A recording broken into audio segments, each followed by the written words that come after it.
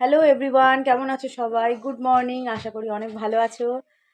তো আজকে সকালটা শুরু হয়ে গেছে আমাদের কাছে। সকাল তো শুরু হয়ে গেছে, খাওয়া দাওয়া হয়ে গেছে, টিফিনও হয়ে গেছে। আর একজন এই যে স্কুল যাবে না বলে একদম উঠে পড়ে লেগেছে।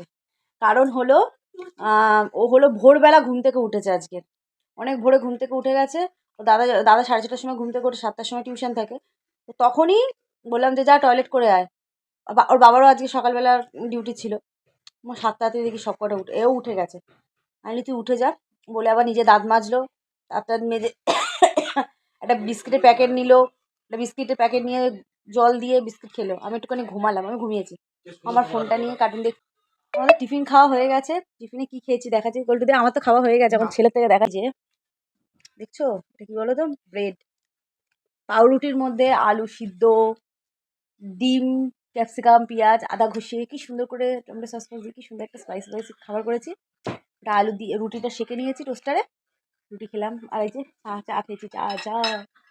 চাটা খাওয়া হয়ে গেছে। খাওয়া হয়ে যাওয়ার পরে ভিডিও করেছি। তো চলো টাটা বন্ধুরা, টাটা টাটা।